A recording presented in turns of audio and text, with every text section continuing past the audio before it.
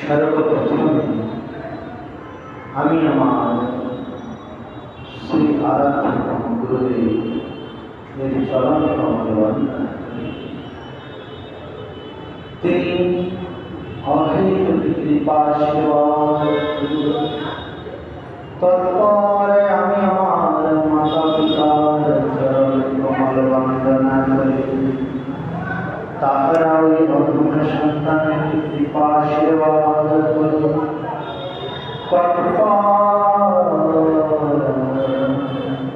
সমস্ত উপস্থিত ভক্তদের চরণ কমল বন্দনা করি। সকলে কৃপা আশীর্বাদ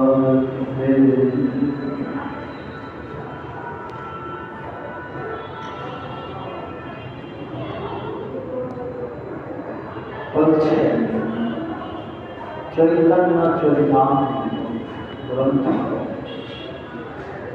এই যে গ্রন্থখানি এতে একজন মহাপ্রভুর সেবা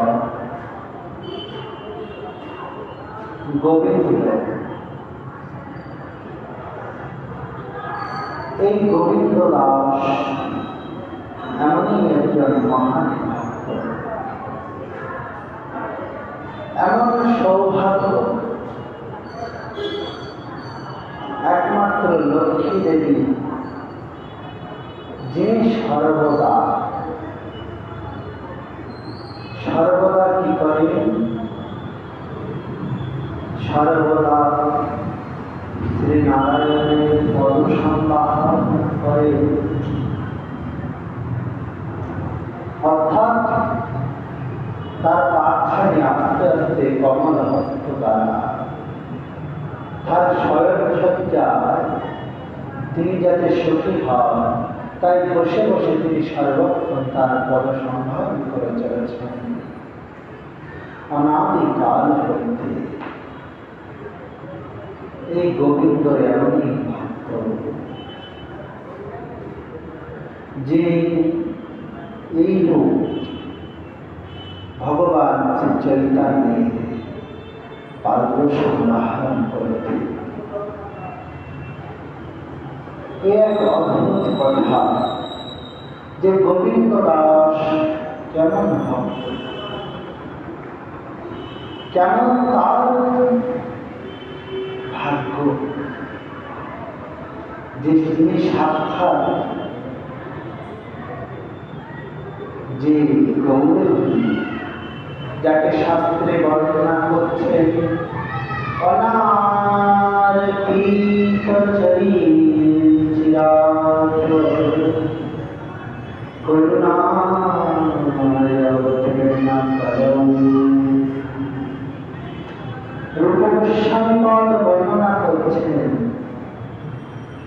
অনার পীতচরী চিরাত করুণাময় অবতীর্ণকরম সমার পয়তমন্নতোজ্জ্বল রশ্মান সভক্তি শ্রিয়া হরি পুরট সুন্দর কদা সঞ্জিত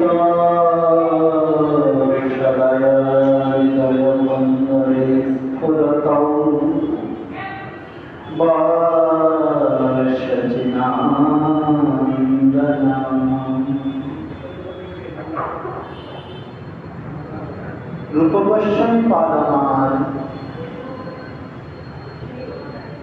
এত সুন্দর করে গৌরীকে তার অবতারের কারণ একখানি শ্লোকে বর্ণনা করলে যে জগৎ জীবের পরম আস্বাদ হয়েছিল। গৌরীয় ভক্ত পিপাসু, যারা গৌর প্রেমরস পিপাসু ভক্তগণ, সেই ভক্তগণের পরম আস্বাদ কবে সেই গৌরীর চরণে অতি হবে, সেই গৌরাঙ্গ গৌরীর ভাব রাধা প্রেম গোরা ভক্ত ভাব অঙ্গীকার করে আজ রাধা প্রেম কিভাবে করতে হয়, কিভাবে রাধা ভাবে হরে গোরা গৌরী আমার রাধা ভাবে ভরে কৃষ্ণের প্রতি যে ভাব, রাধা ভাবে ভরে আছেন, রাধারানী কার চিন্তায় ভরে থাকেন সেই গোবিন্দ। তাই রাধা ভাবে ভরা বলব, তার কি সুন্দর তুলনা করলেন, তার তিনি কেন জগতে এলেন, তার অদ্ভুত ব্যাখ্যা করলেন কি বলছে? অনারৃত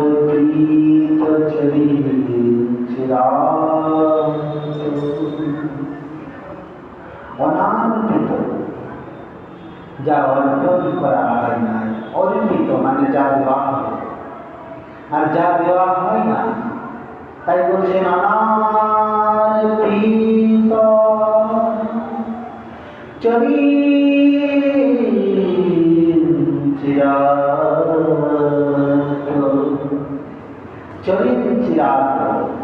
চিরাত অর্থাৎ চিরকাল কখনোই দেওয়া হয় অনারৃত, চিরকাল কখনো কোনো সময়ই দেওয়া হয় না।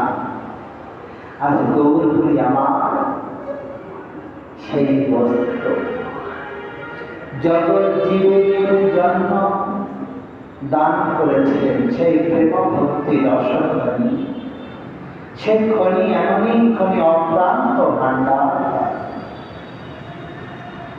সে ভাণ্ডারে ঘুরানো যায় না। তাই বলছেন করুণায় অবতীর্ণ কলম, তিনি করুণায় অবতীর্ণ হয়েছেন, করুণা করে জগৎবাস, করুণা করে জগৎবাসকে তিনি এই কলিকালে অবতীর্ণ হয়েছে।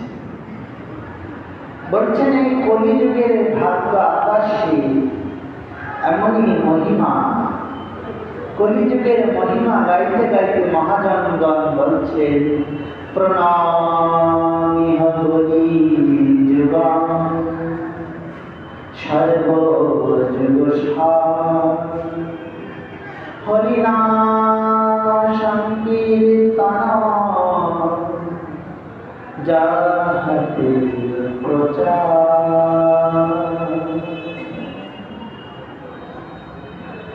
বলছেন প্রণাম করি এই কলিযুগকে, যে যুগ সর্বযুগের সার, সমস্ত যুগের মধ্যে সার। হরিনাম সংকীর্তন যাহাতে প্রচার, হরিনাম সংকীর্তন যে কলিযুগে প্রচার হয়েছে, এই কলিযুগকে আমরা প্রণাম করি। আর আজ আমাদের মতো জীবের ভাগ্য আকাশে এখানে কলিযুগে আমরা আসতে পেরে ধন্য হয়ে গিয়েছি। কারণ গৌর অবতার সর্বদা আসেন না। চৈতন্য চরিতামৃতকারে কৃষ্ণদাস কবিরাজ গোস্বামী পাদ বলছেন, কি বলছেন জানেন?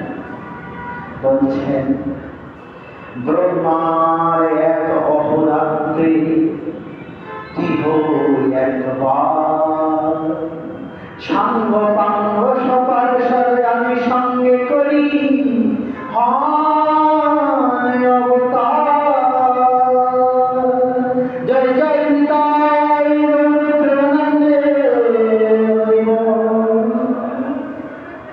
কি বলছে? যে ব্রহ্মার এক অহরাত্রে, ব্রহ্মার একটি দিবাভাগে তিনি একবারই আসেন, বারবার আসেন না। ব্রহ্মার এক দিবাভাগে অল্প টাইম ভাবতেন না, বিশাল সমাজ। তার হিসাব মহাজনগণ করে রেখেছিলেন। কি করেছেন? হিসাব করেছেন। 71 দিব্য যুগে হয় এক অহোরাত্র। 71 দিব্য যুগে হয় এক মন্বন্তর, 14 মন্বন্তর হয় ব্রহ্মার দিবস ভিতর। 71টা দিব্য যুগে হয় এক মন্বন্তর, আর 14 মন্বন্তরে হয় ব্রহ্মার দিবস ভিতর। এই 71 গুণ 14 করলে কত হবে? এত যুগ, মহান দিব্য যুগটা। এবারে একটি দিব্য যুগকে বলা হচ্ছে, দিব্য যুগ কাকে বলে? বলছেন দিব্য যুগ 4টি যুগের সমন্বয়ে হয় একটি দিব্য যুগ। যদি বলেন কেমন, বলছেন 71 গুণ 14 করলে 994 বার এই দিব্য যুগ আসে। আর এক দিব্য যুগে হয় সত্য, ত্রেতা, দ্বাপর, কলি। সত্য, ত্রেতা, দ্বাপর, কলি। আমরা ভাবি সত্য, ত্রেতা, দ্বাপর, কলি হয়ে গেল, পৃথিবী ধ্বংস হয়ে গেল, আর কিছু থাকে না। কিন্তু শাস্ত্রে তা বলছেন না। শাস্ত্রে বলছেন এরকম 994 বার। কোন কোন স্থানে আছে 1000 দিব্য যুগে ব্রহ্মা সৃষ্টি কার্য পরিচালনা করছেন। তার 6টি দিব্য যুগ লাগে সৃষ্টি কার্য সৃজনে, আর দিব্য কার্যে তিনি করেন পালনে। বলছেন 6টি দিব্য যুগ ধরে উনি সৃষ্টি কার্য সৃজন করেন, আর 994টা দিব্য যুগে কি করেন? জীবদের কিভাবে কি চলবে এগুলি তিনি বসে বসে, একটি দিন, তার বেশি দিন নয়, একটা দিন এত বড় সময়। বলছেন সত্য যুগ, ত্রেতা যুগ, দ্বাপর যুগ, কলি যুগ, এই 1000 দিব্য যুগের মধ্যে তীহ একবার সকল সদ সঙ্গে অবতীর্ণ হন, তার একটি কলিযুগে। 1000টি কলিযুগের মধ্যে একটি কলিযুগে। আর আজ সেই কলিযুগ, যে কলিযুগে গৌর হয়ে এসেছেন, সেই 1000টি দিব্য কলিযুগে যে কোনো একটিতে তিনি সাঙ্গ পাঙ্গ সহ পাশ্চাত সহ আসেন। এমনি এমনি মহাজনগণ বলেন, এই কলিযুগ অন্য কলি, এ মহাপ্রভুর কলিযুগ। এই কলিযুগে অধর্মের যেরকম অভ্যুত্থান হবে, সেই রকম অধর্মের অত্যন্ত হারে নাশও হবে। অধর্ম যেরকম বাড়বে সেরকম হারে তার নাশও হবে। কারণ গৌর হরির কলিযুগে অধর্মের এই হরিনামের প্রভাবে সেই রূপ বিস্তার হওয়া সম্ভব নয়। অন্যান্য কলিযুগে যে পরিমাণ অত্যাচার হতে থাকে, এই কলিযুগে তা সম্ভব নয়। তাই গৌর হরি আমার এসেছেন করুণায় অবতীর্ণ কলৌ। তিনি করুণায় অবতীর্ণ করে অবতীর্ণ হয়ে এই কলিযুগে এসেছেন এক অহরাত্রে একবার। এবারে যদি বলেন এই অহরাত্র দিব্য যুগ বুঝলাম, এটা তো বুঝলাম না, সময়টা কত? শুনুন সময়টা কেমন। কলিযুগের আয়ু হলো 4,32,000 বছর। কলিযুগের আয়ু। দ্বাপর যুগের আয়ু 8,64,000 বছর, কলিযুগের থেকে দুগুণ। ত্রেতা যুগের আয়ু 3 গুণ, 12,96,000 বছর ত্রেতা যুগের আয়ু। আর সত্য যুগের আয়ু 17,28,000 বছর। মানব পরিমাণ, মানবদের যে হিসেব সেই হিসাবে 17,28,000 বছর ধরে সত্যযুগ বিদ্যাবান থাকে। আর এই 4,32,000 বছর গুণ 10 মানে 43,20,000 বছর এক দিব্য যুগের আগে। একে 1000 দিয়ে গুণ করলে ব্রহ্মার একটা দিনের আয়ু। এহেন হিসেব কোন শাস্ত্র, কোন পুরাণ, বড় বড় বৈজ্ঞানিক মহলে কোন স্থানে আছে এমন সঠিক হিসাব কিন্তু আমাদের সনাতন শাস্ত্রে আছে। যখন ব্রাহ্মণ স্তুতি পাঠ করে দেখবেন প্রত্যেক দিনের স্তুতি পাঠ পরিবর্তন হয় একটি স্থানে, অমুক তিথি অমুক সাল। যখন সাল চেঞ্জ হয় আমাদেরও সাল চেঞ্জ হয়ে যায়, তিথি চেঞ্জ হয় তিথি চেঞ্জ হয়ে যায়। কৃষ্ণপক্ষ থেকে শুক্লপক্ষ এলে শুক্লপক্ষ পরিবর্তন হয়, মাসের পরিবর্তন হয়, সর্বদা প্রবাহমান।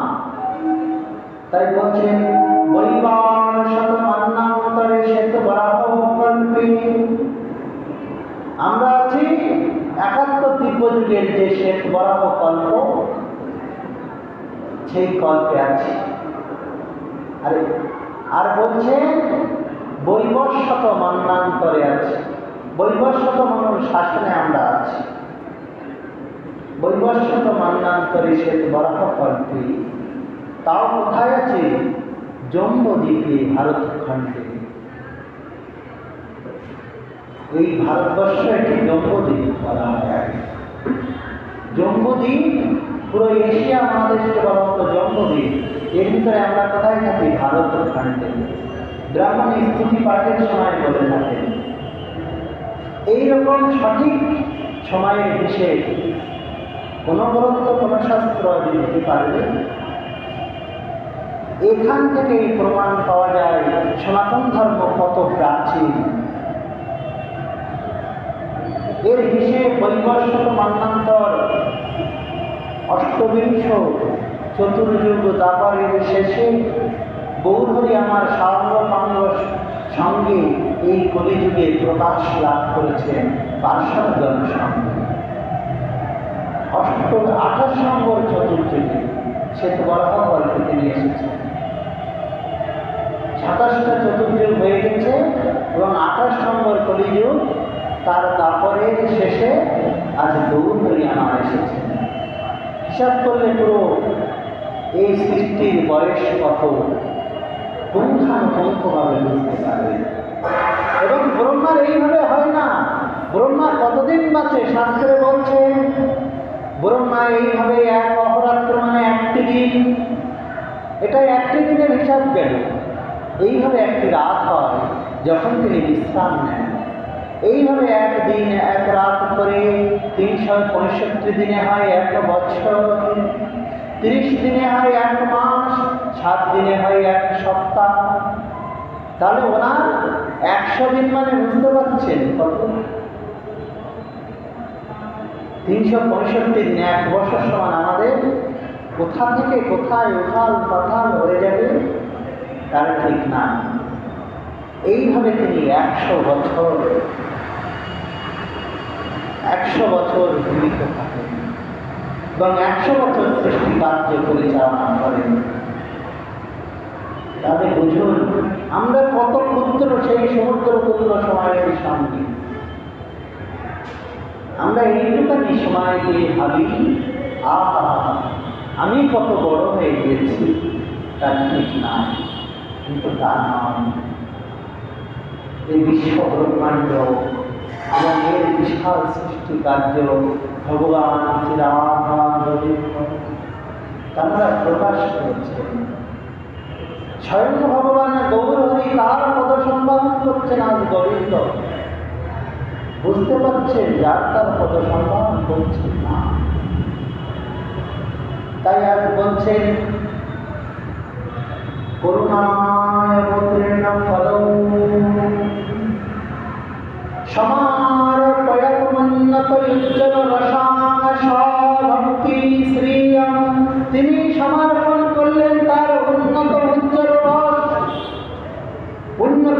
রসই সেই প্রেম ভক্তি রস সমার করে এখন উন্নত উজ্জ্বল রসান সর্বভক্তি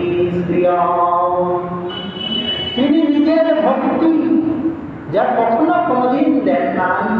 প্রহ্লাদ, ধ্রুব মহারাজ আদি, অম্বরীশ আদি কোনো ভগবত ভক্তগণ এই যে প্রেম ভক্তি সম্পর্ক দেননি।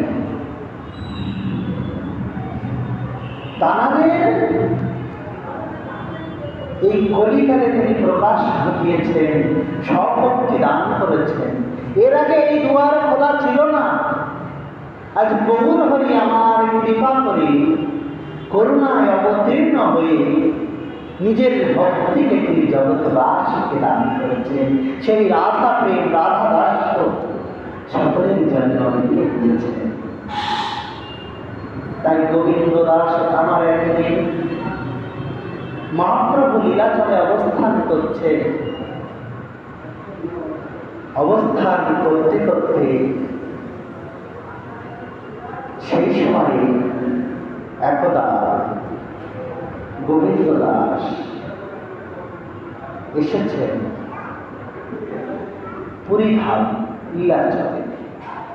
এসে সাক্ষাৎ মহাপ্রভুর যে গম্ভীরা মন্দিরে থাকে, সেখানে মহাপ্রভু সাঙ্গ পাঙ্গ পার্শ্বদ পরিসঙ্গে ভাগবত কথা আলোচনা করছেন। সেইখানে গিয়ে গোবিন্দ দাস দণ্ডবত প্রণতি হয়ে পড়লেন এবং তার দণ্ডবত করে যে ক্রন্দন ধ্বনি উঠল, তার হৃদয়ে বিগলিত হয়ে যে অশ্রুধারা তার বক্ষ ভাসিয়ে দিয়ে যাচ্ছে। মহাপ্রভু এই দশা গোবিন্দ দাসের দর্শন করে মহাপ্রভু সাঙ্গপাঙ্গ পার্শ্বদের ভিতর থেকে উঠে এসে গোবিন্দ দাসকে বলছে, গোবিন্দ দাস তুমি এত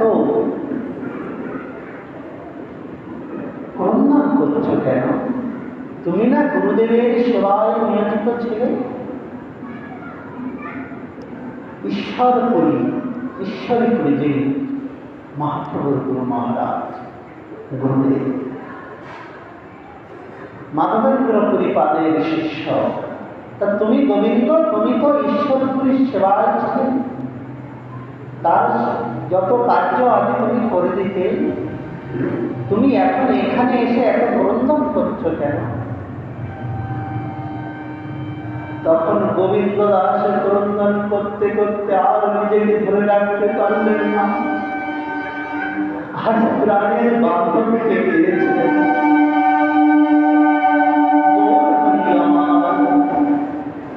তিনি গৌরহরিকে আলিঙ্গন করে জড়িয়ে ধরেছে। ভাই, একই গুরু শিষ্য, গুরু ভাই।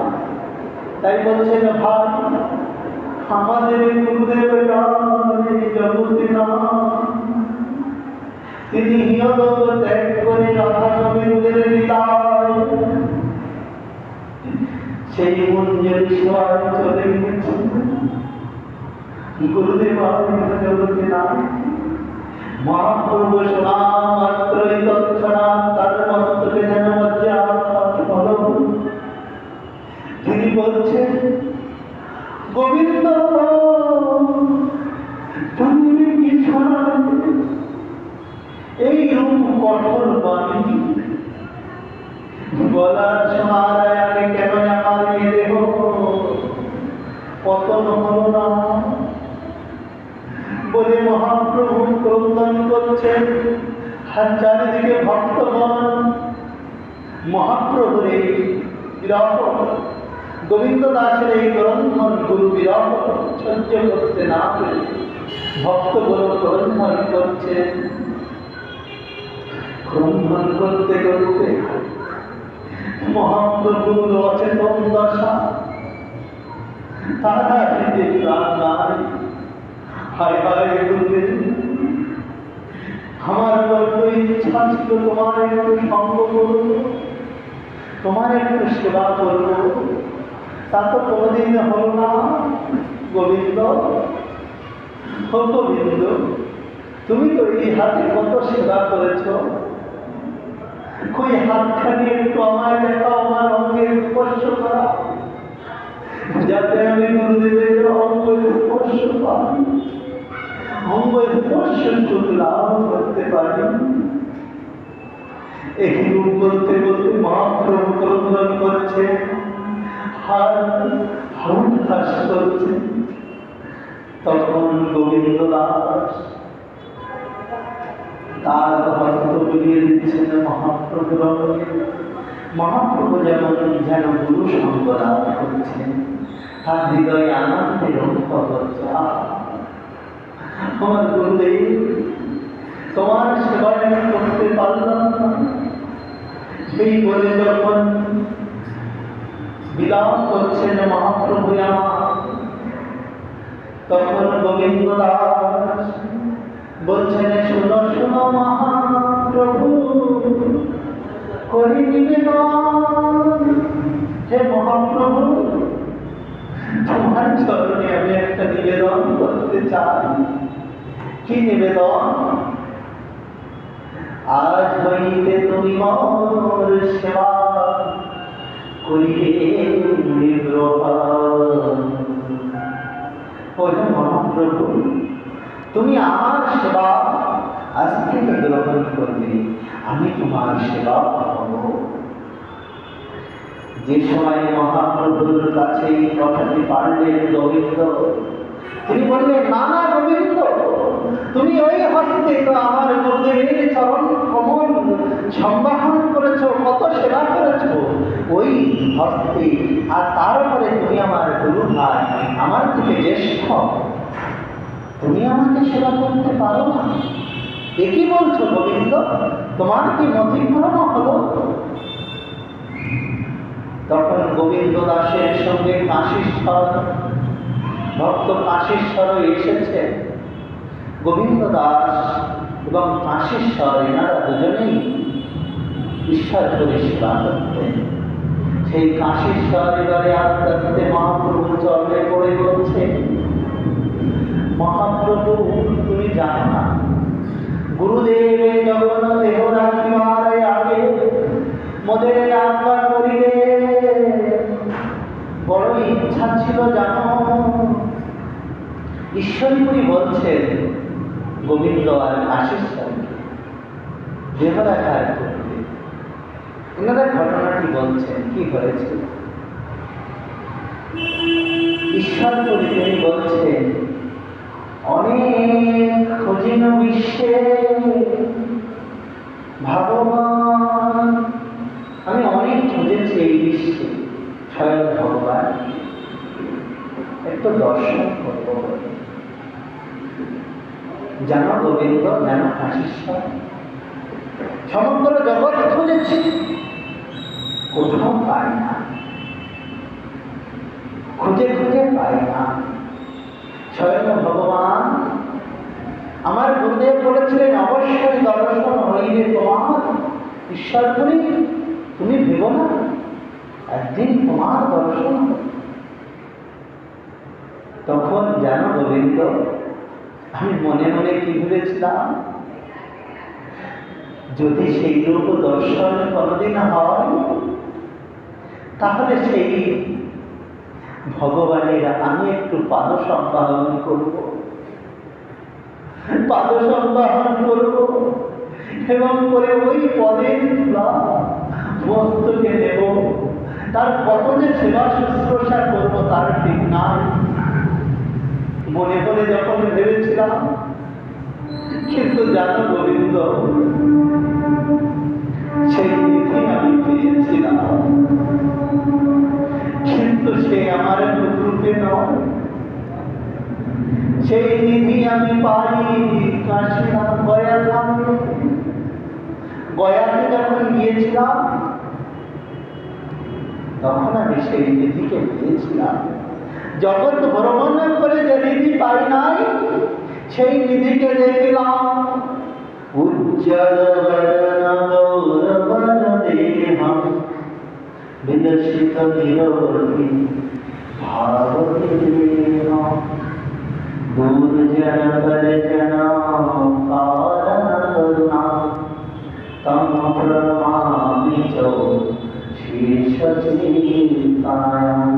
সেই উজ্জ্বল বর্ণের দেবখানি গৌরবর্ণ জানতে তো বিলসিত নিরবধি ভাব বিদেহম, তার যে অদ্ভুত ভাব যেন রাধা ভাবে ভরে আছে, যেন আমার গুরু মহারাজ যেন তার যে ভাব প্রেম প্রেম তার মধ্যে যে প্রেম অষ্টসাত্ত্বিক ভাবের বিকার হয় আমি দর্শন করলাম।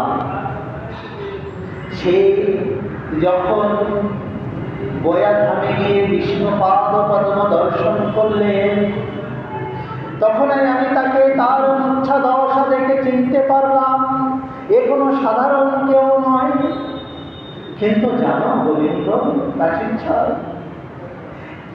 সে আমার কাছ থেকে দীক্ষা গ্রহণ করল। শিষ্যকে কি করে বলি তোমার আমি পা সম্মান করব, তোমার পদ আমি একটু সম্মান করব, তোমার একটু সেবা করব। আমার মনে বড় বাঞ্ছা ছিল, খুব বাঞ্ছা হয়েছিল যে আমি একটু ভগবানের পদ সম্মান করব, কিন্তু আমি তা করতে পারলাম না। গোবিন্দ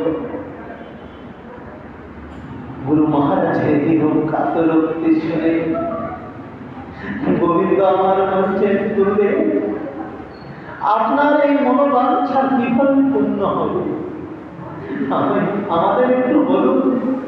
আমাদের যদি শ্রদ্ধা শক্তি যথাসাধ্য আমরা এই চেষ্টা করব।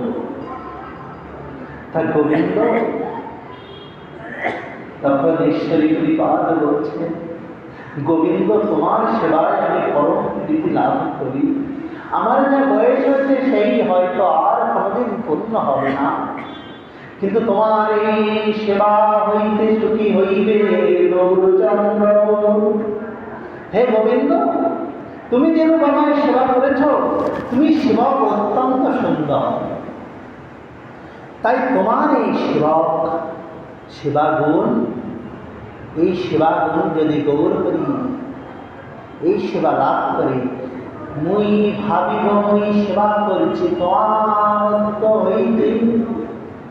আমি ভাবব যে আমি তোমার অঙ্গে প্রবেশ করে আমি যেন গৌর হয়ে সেবা করছি। তুমি সেবা করলেই আমি সন্তুষ্ট হব গোবিন্দ। আমি যেদিন দেহ রাখবো না গুরুদেব ওই কথা বললেন না। গোবিন্দ বলতে দাও আমার যে আমার সমস্যা আর কোনোদিন বলতে পারবো না, একবার বলতে দাও। আমি যদি কখনো এই দেহ রাখি আর বেশি দিন থাকবো না গোবিন্দ, আমার শেষ কথাটি তুমি একটু শোনো। তখন গোবিন্দর চরণ কথা বলছে ঈশ্বরী কৃপা। তুমি কি বলছেন? বলছেন গোবিন্দ মোর এই আজ্ঞা তুমি অবশ্য পালিবা। আমার এই আজ্ঞা তুমি পালন করবে, অবশ্যই পালন করবে। কি পালন করবে গোবিন্দ? নিজ হস্তে মহাপ্রভুর চরণ সেবিবা। জয় জয় নিতাই বলছেন নিজ হস্তে ওই গৌরীর চরণ সেবা করবে গোবিন্দ। তোমার হস্ত হইতে মই সেবা করিব এই জানি। আমি তোমার ভক্ত দ্বারা সেই মনোবাঞ্ছা যেন পূর্ণ করতে পারি। আমি যেদিন দেহ রাখব সেই দিন আমার সৎকার্য করে তোমরা চলে যাবে ওই গৌরীর চরণ সেবা। যখন এই রূপ কথা মহাপ্রভু নিজ কর্ণে শ্রবণ করলেন তখন তিনি আর নিজেকে রাখতে পারলেন না, তিনি মূর্ছা গেলেন। গোবিন্দ দাস প্রভু তোমাকে কি করবো বলে তার অঙ্কে হস্ত স্পর্শ করে তাকে জাগানোর চেষ্টা করছে। এদিকে গুরু বিরহ, এদিকে গুরু আজ্ঞা। মহাপ্রভু উঠে বসলেন, মুচ্ছা ভঙ্গ হল গোবিন্দের সেবায়। তিনি বলছেন, না গোবিন্দ, তুমি আমায় সেবা করবে না? এই সেবা যদি তুমি আমায় করো, কি হবে জানো গোবিন্দ? তুমি আমার গুরু ভাই, আমার থেকে আগে দীক্ষা গ্রহণ করেছ, সেদিক থেকেও তুমি যেমন বড়, আমার থেকে বয়সও তুমি বেশি, সেদিক থেকেও বড়। গোবিন্দ, তোমার সেবা আমি দিতে পারব না। যখন মহাপ্রভু এই কথা বারবার বলছেন, গোবিন্দ দাস তো মনে হয় গুরু আজ্ঞা, গুরুর শেষ কথা আমি রাখতে পারব না। গোবিন্দ বলছেন, এরকম বললেন না প্রভু। তখন কথায় আসিলেন সার্বভৌম ভট্টাচার্য। সেখানে এলেন কে জানেন? সার্বভৌম ভট্টাচার্য, যিনি প্রতাপপুরের রাজ পণ্ডিত। তিনি এসে গৌরহরিকে বলেছেন, শোনো শোনো গৌরচন্দ্র, শোনো শাস্ত্রবান। হে গৌরহরি, তুমি স্বতন্ত্র ঈশ্বর, তুমি সবকিছু করতে পারো, কিন্তু শোনো গৌরচন্দ্র, তুমি ভাবছো তোমার শাস্ত্র বাক্য উল্লঙ্ঘন হবে? হবে না। শাস্ত্র বাক্য তুমি উল্লঙ্ঘন করছো। এই সেবা গ্রহণ না করে যেই সার্বভৌম ভট্টাচার্য এই কথা বলছেন, তখন তিনি বলছেন,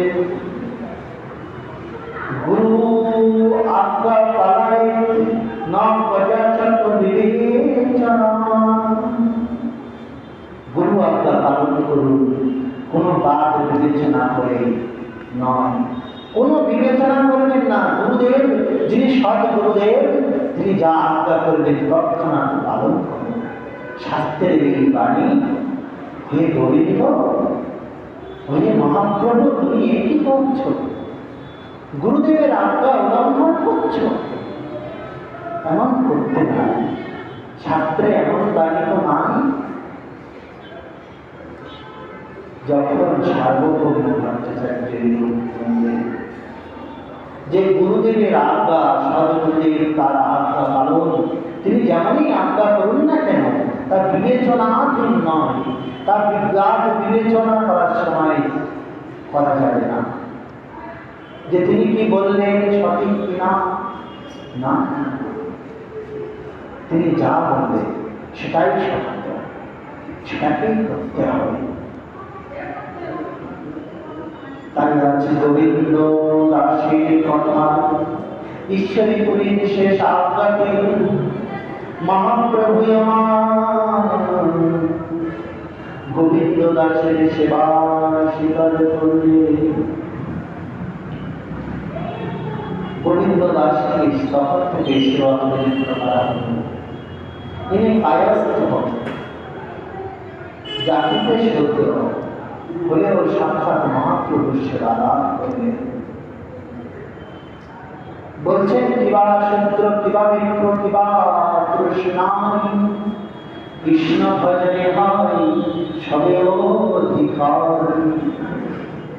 যদি বলে এখান থেকে 50 বছর আগে থাকলে বুঝতে পারতেন সমাজ ব্যবস্থা কতটা কঠোর ছিল, সমাজে যেমন জাতিগতের বিচার বিভেদ ছিল, তখন বুঝতে পারতেন। আজ বুঝতে পারবেন না, কারণ মহাপ্রভুর আজ্ঞা আজ জগৎবাসী সকলেই মানছেন। তিনি আজ্ঞা করেছিলেন, কিবা বিপ্র কিবা শূদ্র কিবা কৃষ্ণানি। কে ব্রাহ্মণ, কে শূদ্র, কে পুরুষ, কে নারী, কৃষ্ণ ভজনে হয় সবে অধিকারী। কৃষ্ণ ভজনে সকলেই অধিকারী হয়। কখনো এনাদের অধিকার বঞ্চিত হয় না। নারীদের কখনো মহাপ্রভু সেবা কার্য করতে বারণ করেন। তাদেরও সেবা দিয়েছেন। এই জন্য এই বৈষ্ণব ধর্মের বড় বড় মহান মহান মনীষী নারী এই বৈষ্ণব ধর্মকে গচ্ছিত করে রেখেছিলেন। যদি আজ নিত্যানন্দ প্রভুর পত্নী জাহ্নবী মাতা ঠাকুরানী যদি না থাকতেন,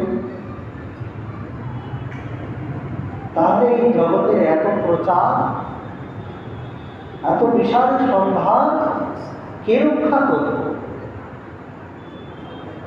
তিনি এমন মহান আদর্শবান ভাগবত ভক্তিময়ী স্বয়ং গৌরাঙ্গীর স্বয়ং নিত্যানন্দ পত্নী জগৎ মাতা, তিনি আজ এখানে ভাবি সেবা কার্য আদি সমস্ত কার্য পরিচালনা করি। খেতুরি ধামে যখন খেতুরি মহোৎসব হয়েছিল, নর্তন ঠাকুর মহাশয় 6 বিগ্রহ প্রতিষ্ঠা করলেন, সেইখানে অধিবাস কীর্তন করলেন এই জাহ্নবী মাতা ঠাকুরানী। আজ তিনি যদি না থাকতেন, কত বড় বড় সম্প্রদায় তাদের গুরু পরম্পরায় জাহ্নবী মাতা ঠাকুরানী আছেন, তারপর পরেই সবাই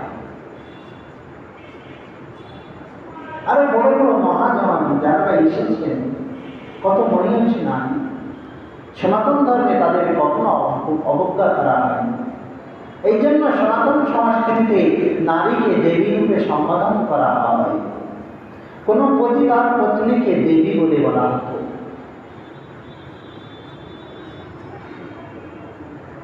এবং স্বামী তখন তারাও নাম ধরতেন না, এখনকার সময় অনেকেই বলে, তারা আর্য আরো অনেক নাম বলতেন, যেগুলি সম্মান। আর পত্নীদের নাম বলতেন না, বলতেন দেবী।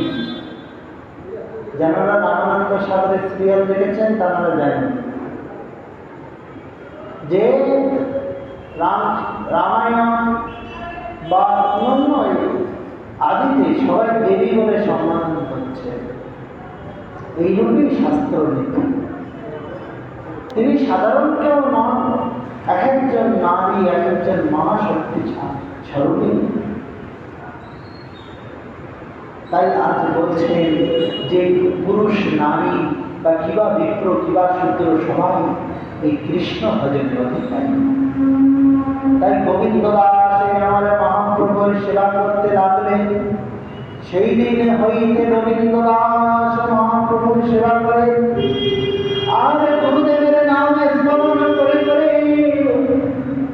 গুরুদেবের ভাবে ভাবিত হয়ে মহাপ্রভুর সেবা করতে থাকেন। হে গুরুদেব, তোমার আজ্ঞা বলি, তোমার কৃপাতে আজ আমি এত সুন্দর সুখ সেবা করে কত সুখ হয়। স্বয়ং ভগবানের সেবার কি সৌভাগ্য আমি আজ লাভ করলাম। হে গুরুদেব, তুমি কত করুণাময়, তুমি কত দয়াল। এই বলে গোবিন্দ প্রত্যাহ মধ্যাহ্নকালীন ভোজনের পরে মহাপ্রভুর পাদ সম্পাদন করতেন এবং মহাপ্রভু যে স্থানে গমন করতেন, গোবিন্দ দাস সর্বদা তার কিছু কিছু দায়িত্বেন। তিনি কখনো বাচ্চারা হইতেন না।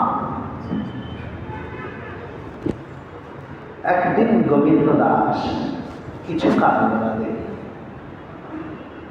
মহাপ্রভু কি করছেন, জগন্নাথ মন্দিরে গিয়েছেন, জগন্নাথ দেব দর্শন করতে যাচ্ছেন এবং জগন্নাথ মন্দিরে পাশে একটি স্থান আছে, সেখান থেকে আগে জল বাইর, সেই স্থানে মহাপ্রভু পদধৌত করতেন। আজও সে স্থান আছে জগন্নাথ মন্দিরের মধ্যে, মন্দিরের পাশে ওই স্থানে মহাপ্রভু পদধৌত করতেন। সেই দিনে দেখছে রঘুনাথ দাস গোস্বামীর জ্ঞাতি খুড়া কালিদাস রায়। দাস গোস্বামীর জ্ঞাতি খুড়া কালিদাস রায় গোবিন্দ কড়া পাহারায় থাকেন, মহাপ্রভুর যেন কোনো প্রকার কেউ অসুবিধা না করতে পারে। এবং গোবিন্দর পাহাড় টপকে যদি কেউ যাবে কারণ সামর্থ্য ছিল না। আর কাশেশ্বর যে ভক্ত গোবিন্দ দাসের সাথে এসেছিলেন গুরুরাকা, তিনিও মহাপ্রভুর সেবা করতেন। তিনি অত্যন্ত বলশালী ছিলেন। তাই বলছেন এই দুই সেবক পেয়ে মহাপ্রভুর ধারের কাছে আর কেউ ঘেঁষতে পারে না। একমাত্র স্বরূপ দামোদর রায়, রামানন্দ, বক্রেশ্বর পণ্ডিত, সার্বভৌম ভট্টাচার্য আদি আরো মহাপ্রভুর প্রিয় পার্শ্বদেবীন্দ্র ছাড়া আর কেউ আসতে পারেন না। তাই আজ কালিদাস রায়, রঘুনাথ দাসের জ্ঞাতি ঘোড়া বৈষ্ণবের উচ্ছিষ্ট খাইতে খাইতে সেই হইল ঘোড়া। সেই বাল্যকাল থেকে খাচ্ছে বৈষ্ণবের উচ্ছিষ্ট, বৈষ্ণবের পদধূলি, বৈষ্ণবের পদজল, বৈষ্ণবের পদধূলি তাহে মনে স্নান কি তর্পণ মর বৈষ্ণবের না। বৈষ্ণব ঠাকুর মহাশয় বলছেন বৈষ্ণবের পদধূলি তাতে আমি স্নান যেন করতে পারি, তর্পণ যেন বৈষ্ণবের নামে আমার হয়। বৈষ্ণবের উচ্ছিষ্ট তাহে মর মনোনিষ্ঠ। বৈষ্ণব যে উচ্ছিষ্ট দেয় তাতে আমি মনোনিবেশ করি, তাতে আমার মনোনিষ্ঠ। বৈষ্ণবের নামে উল্লাস। আর বৈষ্ণবের নাম যদি করতে পারি না, আহা কত আনন্দ, উল্লাস হয়, হৃদয়ে ক্লান্ত হয়ে যায় আনন্দে। এখানে বৈষ্ণবের মহিমা করেছেন ঠাকুর মহাশয়, নরোত্তম দাস ঠাকুর মহাশয়। তাই আজ গোবিন্দ কি বলছেন, গোবিন্দ আর কাশেশ্বর মহাপ্রভু যাচ্ছেন এবং ওনাদের পিছু পিছু রঘুনাথের দাসের জ্ঞাতি ঘোড়া পিছু পিছু সর্বক্ষণ মহাপ্রভুর পিছু পিছু হাঁটছে। যেহেতু রঘুনাথ দাসের জ্ঞাতি ঘোড়া জ্ঞানী গুণীমান ব্যক্তি, তিনি সকলে তাকে সম্মান করেন, কিন্তু উনি এত পিছনে পিছনে ঘুরছেন মহাপ্রভুর যে গোবিন্দ দাস সবাই বুঝতে পারছেন যেন উনি কিছু চান, ওনার মনে যেন কোনো বাসনা আছে। ওনার তো নজর, ওনার চাওয়া বলতে ভক্তপদ ধুলি, ভক্তপদ রস আর ভক্তপদ জল আর বৈষ্ণবের উচ্ছিষ্ট, এই তিনটে ছাড়া জগতে কিছু চান না আমি। ওইগুলোই ওনার পরম আস্বাদ্য, পরম প্রিয়, সর্বোত্তম। বলছেন মহাজনগণ, বৈষ্ণব পদরজ বৈষ্ণব প্রতিজন, ভক্ত ভক্ত অবশেষ সাধনে তিন মহাবল। সাধনের বল চান, শক্তি চান, এই তিনটে চায়, নাহলে সাধন ভজনে সেই শক্তি আসবে না। ভক্ত পদধূলি গ্রহণ করতে হবে, ভক্ত পদ জল গ্রহণ করতে হবে, আর ভক্ত ভক্ত অবশেষ। তাই বলে তিনি যখন পোশাক পাচ্ছেন তখন গিয়ে বাবা বলবেন না, আপনার কোনো ক্ষতি হলো না, কিন্তু যে মহাজনের কাছ থেকে নিলেন তার বড় ক্ষতি করে বসলেন।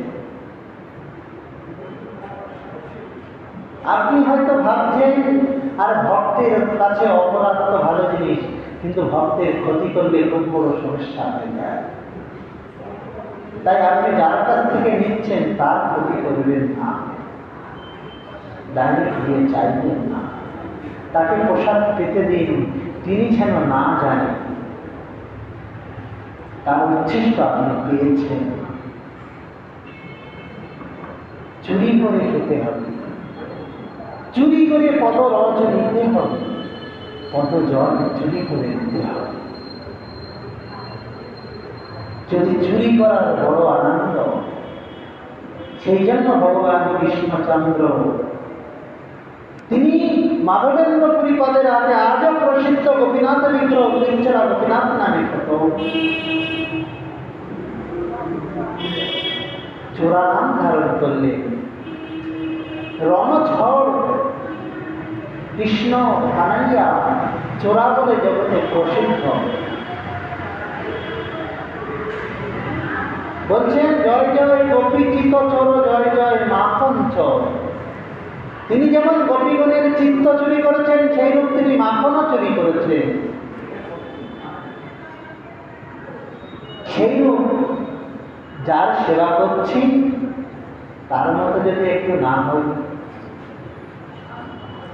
কিন্তু চোর বলতে অন্য কিছু নয়, এই তিনটে জিনিস চুরি করুন, লাভ হবে। ধর্মরত্ন, টাকা পয়সা, গাড়ি বাড়ি এত কিছু চুরি করে লাভ না। চুরি করার হবে ওই ভক্ত পদ বলি চুরি করুন। যেখানে যেখানে সুযোগ সন্ধান পান একবার চুরি করে দেখুন, এর মহিমা অনেকখানি। ভক্ত পদজল সহজে পাওয়া যায় না, ওই ভক্ত পদজলের মহিমা অনেকখানি। যে ভক্ত পদজল মুখে না গ্রহণ করে মস্তকে গ্রহণ করে কালীয় নাম হয়েছিলেন, ওই ভক্ত পদরজ সামান্য কিছু যদি হইত না। আজ ঠাকুর মহাশয় স্নান করতে চাইতেন না, ভক্ত পদধূলি তাই মরে স্নানকে তিনি কেন চাইলেন?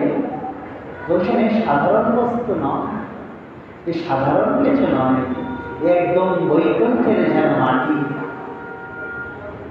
বৈকুণ্ঠের সেই রাধা গোবিন্দের যেন রস, তাদের জন্য তাতে যদি একটু অঙ্গ স্পর্শ হয় তাহলে প্রেম ভক্তি লাভ হইতে পারে। তাই আজ কি বলছেন? কালিদাস যেন কিছু চায়, গোবিন্দ দাস আর কাশীশ্বর বুঝতে পেরে তারা মোটে কাছে আসতে দিচ্ছেন মহাপ্রভু। মহাপ্রভু বুঝতে পারছেন কালিদাস রায়, তার নামে অনেক শুনেছি বৈষ্ণব জগতে, এখানে কারো উচ্ছিষ্ট পদধূলি আর বৈষ্ণব পদরজ গ্রহণ করেনি বৈষ্ণব জগতে কেউ না। উড়িয়া গৌড়িয়া আমি যত বৈষ্ণবের গণ, সবার উচ্ছিষ্ট খাইল এই কালিদাস ধান। এই কালিদাস এমন কেউ নাই জগতে যে কারো উচ্ছিষ্ট খেতে বাকি রেখেছে মহাপ্রভু বাসবে পরম ভক্ত জানে। এমন কেউ নাই জগতে যার চরণধূলি গ্রহণ করেন এই কালিদাস রায়। সেই কালিদাস রায় পিছনে পিছনে যাচ্ছেন। আরে গোবিন্দ দাস বলবেন না এটা কি হয়?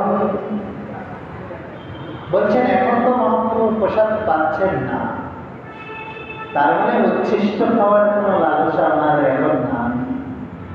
কিন্তু মহাপ্রভুর সর্বদা তো চরণ সাথেই থাকবে, চরণধূলি পাওয়ার সম্ভাবনা থাকে।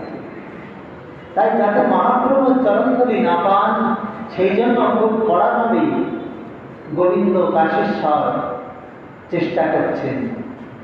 কেন? মহাপ্রভু তাকে চরণের স্পর্শ চরণধূলি নিতে দেন না। চরণধূলি মহাপ্রভু নেওয়া অত সহজ নয়। তাই আজ মহাপ্রভু আমাদের দেখছেন কালিদাস রায়, তিনি যখন পিছনে পিছনে আসছেন, আস্তে আস্তে জগন্নাথ মন্দিরে প্রবেশ করবেন, তখন মহাপ্রভু আমার সেই ডোবাতে চরণ ধৌত করছেন। চরণ ধৌত করতে করতে কালিদাস রায় এসে বসি প্রভুর সম্মুখে। এক অঞ্জলি পাখি দিল প্রভুর চরণ ধৌত জলে। যেই প্রভু চরণ ধৌত করছেন সেই জলে এক অঞ্জলি পেতে দিয়েছেন, হস্ত প্রসারিত করে অঞ্জলি পেতেছে। অঞ্জলি অর্থাৎ হাতের উপরে এটাকে বলা হয় অঞ্জলি। যেই অঞ্জলি পেতেছে, এক অঞ্জলি পূর্ণ করি খাইল সকল। সবাই মিলে প্রেমানন্দে বল হরি বল, জয় জয় নিতাই বল প্রেমানন্দে হরি বল, উলুধ্বনি জয়ধ্বনি।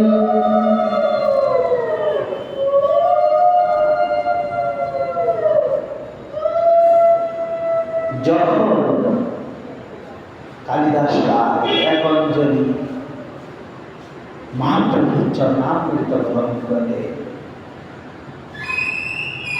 তার যেন জীবন ধন্য হয়ে গেল।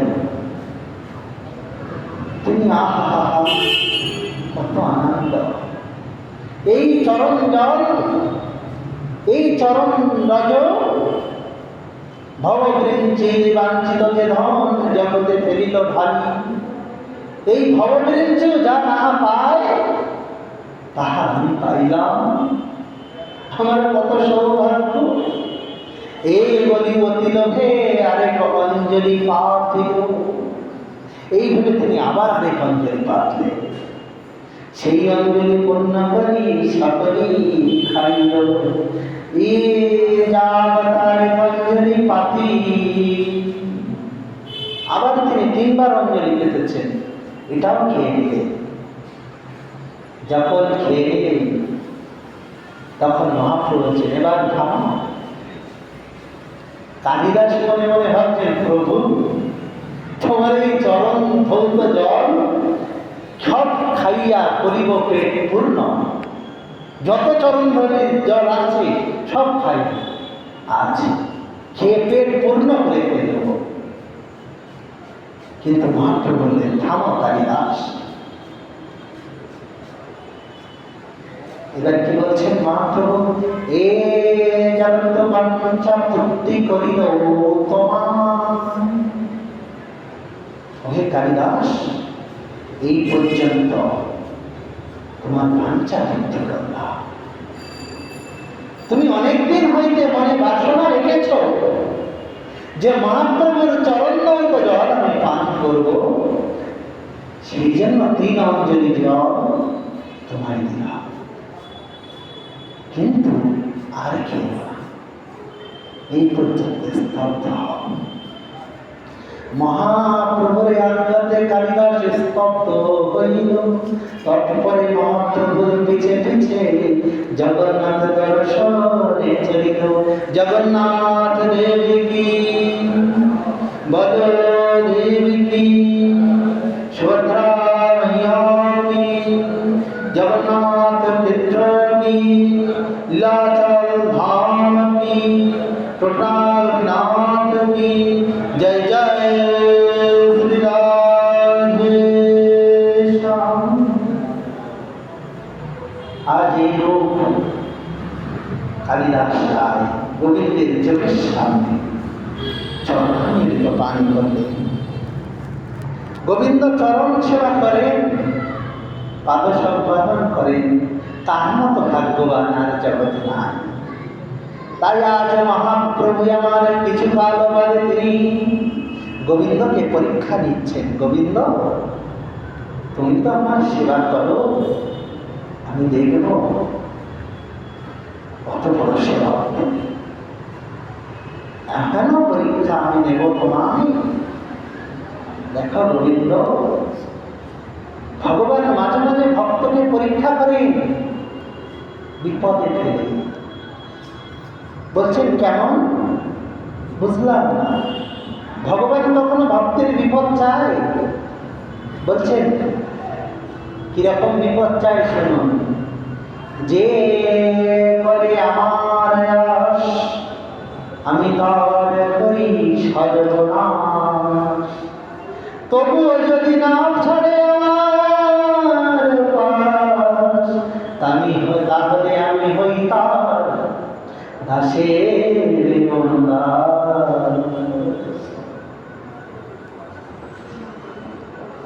গৌরী কি বলছেন?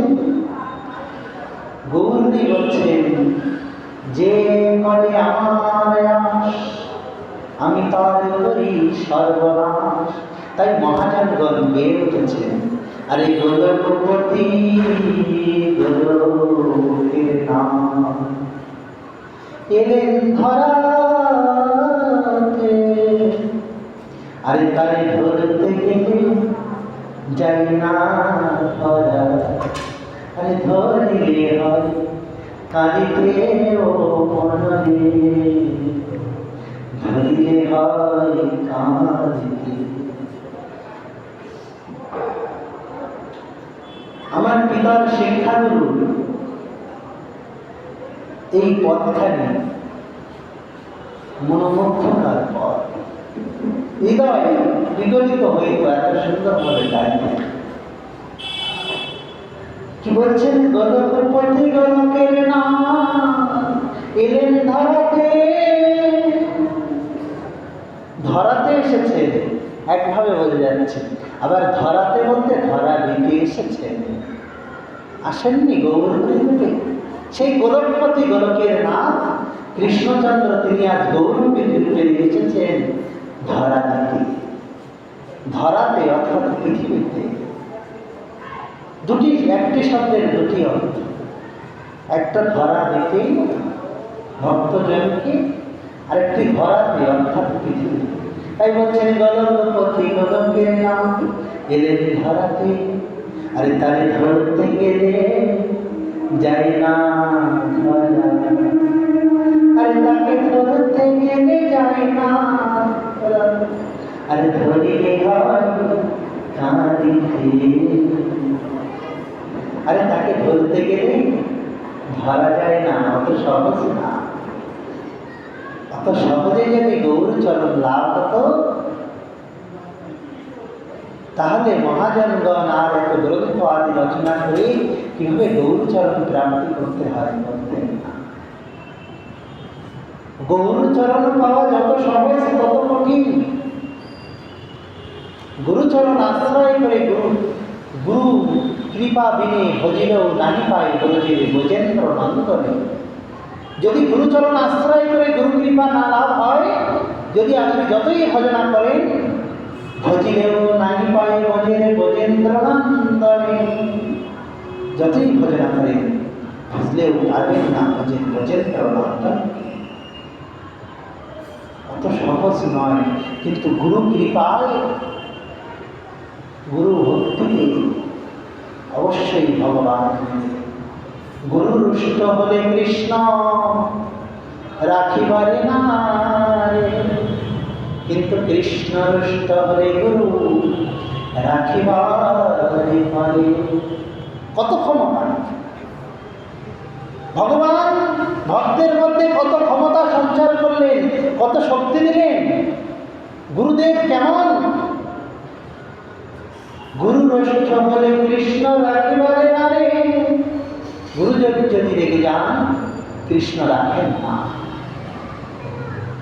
শিষ্য যত বড় ভক্ত হোক না কেন আর হবে না, কিন্তু কৃষ্ণ রুষ্ট হলে গুরু রাখিবারে পারে। যতই ভগবান রুষ্ট হন, যদি গুরু কৃপা থাকে, গুরু যদি সাক্ষাৎ তাকে রক্ষা করেন, যেমন সুবল সখা অভিরাম ঠাকুর রেগে গিয়েছিলেন কার উপরে? গোপাল গুরু। হ্যাঁ, মহাপ্রভুর গুরু হওয়া, আজ তোকে প্রণাম করে মেরে ফেলব। উনি দণ্ডবাদ করলেই দেহ রাখতেন যদি সে সঠিক ভক্ত না হতো। তাই বলছেন আমি প্রণাম করবো তো দেহ রাখা। কিন্তু গুরু কৃপা, শুধু গুরু দেবের চরণ আশ্রয়ের জন্য রক্ষা পেয়েছিলেন গোপাল গুরু গোস্বামী পাদ।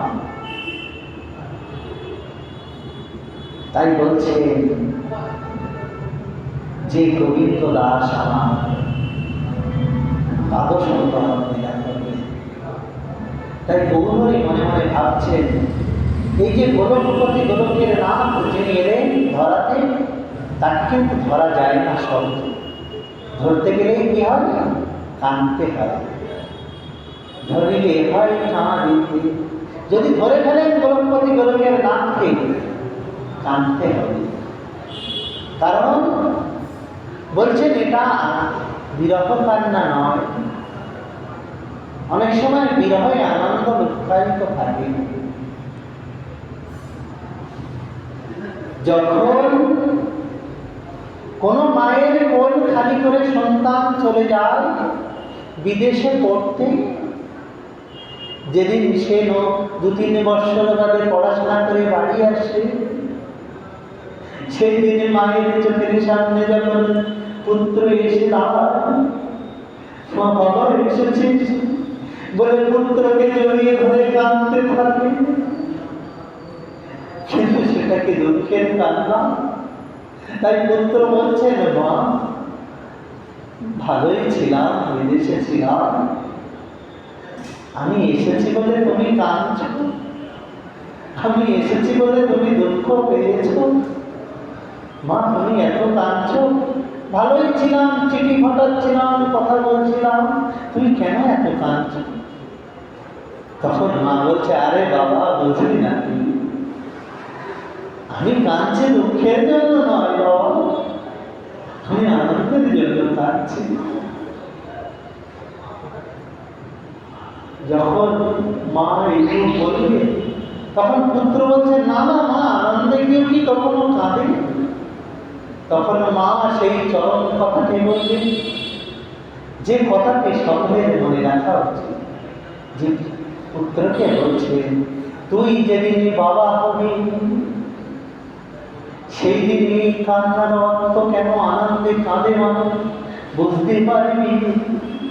আজ রাধারানী কিন্তু বিরহে কাঁদে কেঁদেছেন, দেখাচ্ছেন বিরহ, কিন্তু তা নয়, তিনি সদা সর্বদা শ্রীকৃষ্ণ দর্শন করেন, সেই দর্শনের আনন্দে কাঁদে।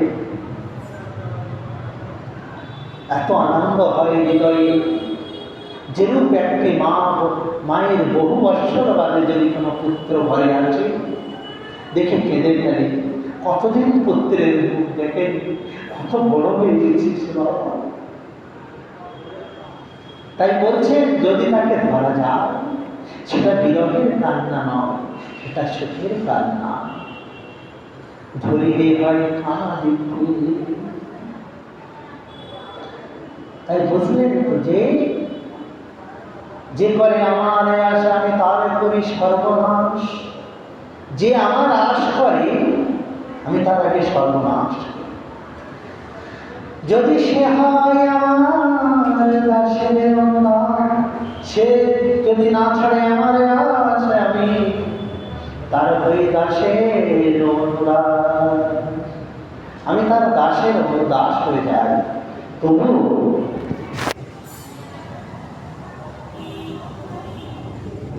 সে যদি আমার আশ না ছাড়ে। তাই আজ গোবিন্দ বাবা মহাপ্রভু পরীক্ষা নিচ্ছেন।